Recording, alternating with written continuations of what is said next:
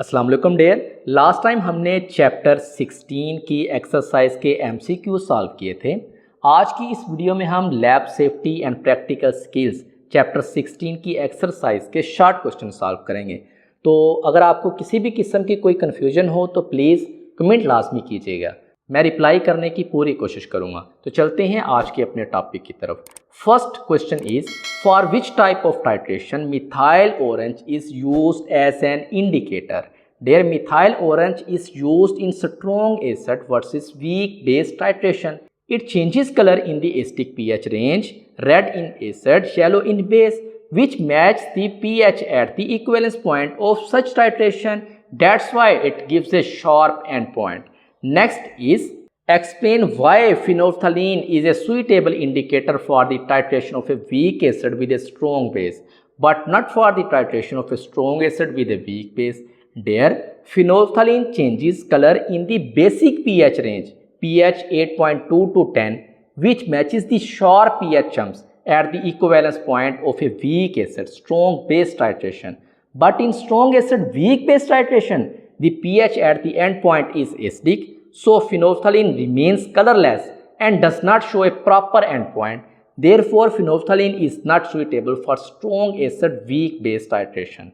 Next is, explain why different indicators change color over different pH ranges. There, different indicators change color over different pH ranges because each has its own acid strength Ka value and changes structures at a specific pH. For example, methyl orange changes color between pH 3.1 to 4.4, while phenolphthalein changes color between pH 8.2 to 10.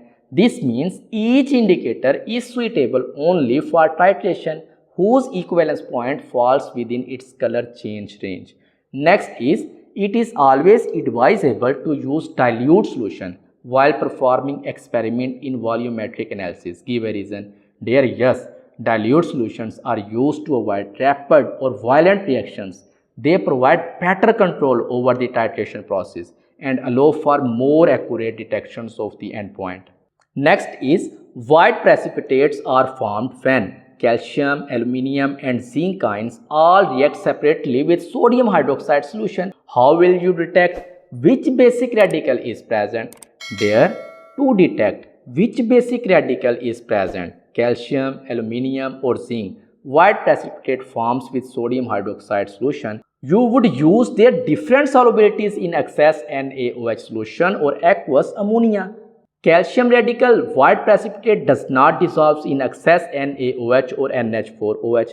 Aluminium radical white precipitate dissolves in excess NaOH but not in NH4OH. Zinc radical white precipitate dissolves in both excess NaOH and excess NH4OH. Therefore, by adding excess NaOH and or aqueous ammonia, you can differentiate between them. Next is, how Fe2 plus can be distinguished from Fe3 plus chemically.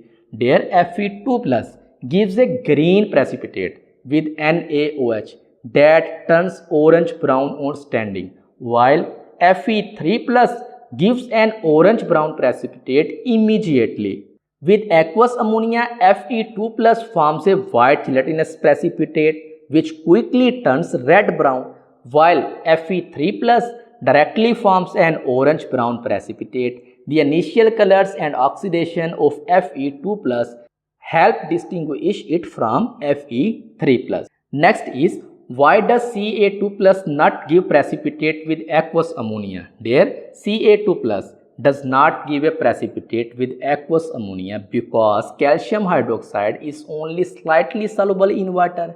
Aqueous ammonia produce very few OH minus ions, hydroxide ions, which are not enough to form a visible precipitate. That's why only slightly turbidity or no precipitates appears.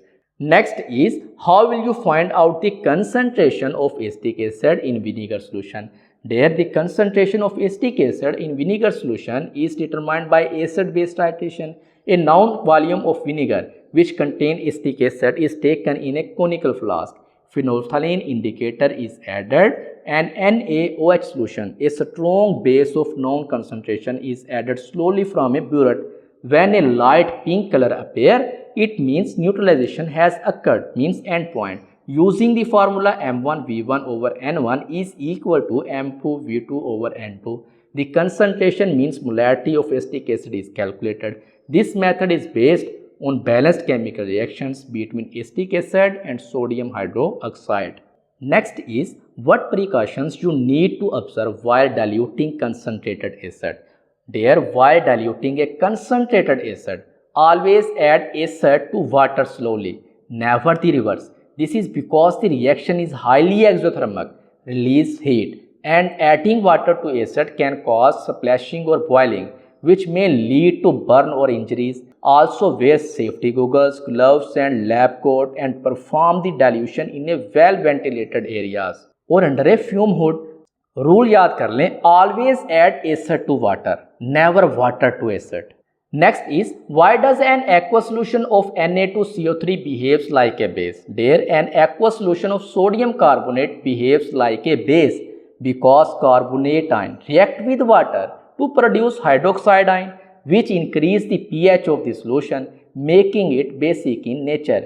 Chemical equations देख लें, carbonate ion water के साथ मिलकर bicarbonate और hydroxide ion बनाता है. Hydroxide ion makes the solution basic in nature. Next is, if an aqueous solution of sodium hydroxide is kept in an open container, what changes do you expect to take place with the passage of time? There, when NaOH solution is kept in open container, it absorbs carbon dioxide gas from the air. Carbon dioxide react with NaOH to form sodium carbonate and water. This reaction reduces the alkalinity, means basic strength of the solution. Dear, ये थे chapter 16 की exercise के short question.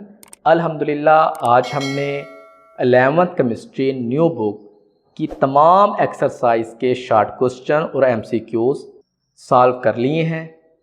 इंशाल्लाह next videos में हम इनको detail के साथ डिस्कस करेंगे. तब तक के लिए अल्लाह हाफिज़.